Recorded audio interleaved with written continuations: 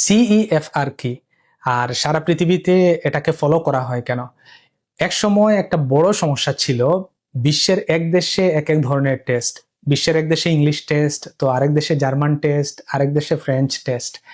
সবাই আলাদা আলাদা স্কোর দিচ্ছে, কিন্তু ইউনিভার্সিটি আর এমবেসিগুলোর একটা প্রশ্ন ছিল যে এই স্কোরের মানে আসলে কি।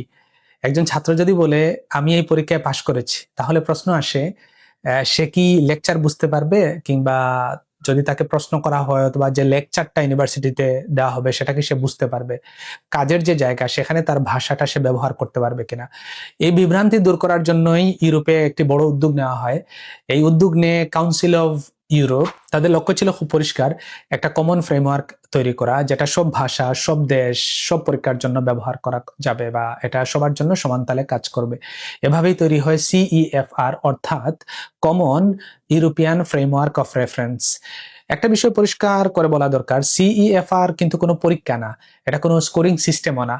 সিইএফআর হলো একটা ল্যাঙ্গুয়েজ লেভেল ফ্রেমওয়ার্ক। এখানে ভাষা শেখাকে ভাগ করা হয়েছে কয়েকটা লেভেলে, যেমন A1, A2, B1, B2, C1, C2।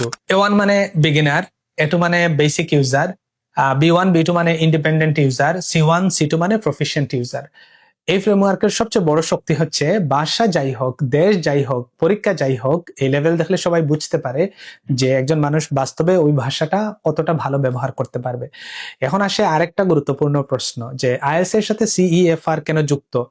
ওখানে আমরা যদি বলি যে আইএলটিএস আসলে সিইএফআর তৈরি করে নিয়ে, কিংবা সিইএফআর ও আইএলটিএস কে চালায় না, কিন্তু গবেষণার মাধ্যমে আইএলটিএস এর ব্যান্ড স্কোর গুলোকে সিইএফআর লেভেল দ্বারা ম্যাপ করা যায় চাইলে। যেমন ধরেন আইএলটিএস এ 4 থেকে 5 পেলে এটাকে সিইএফআর লেভেলে আমরা B1 বলতে পারি, আবার 5.5 to 6.5 হলে B2, আবার 7 to 8 হলে C1, 8.5 9 হলে C2 আমরা বলতে পারি। তো এই common European framework of reference, এই লেভেলটাতে যদি কেউ দেখে, কোনো ইউনিভার্সিটি যদি দেখে, তাহলে সে আইএলটিএস এর স্কোরটাকে সহজে বুঝতে পারে।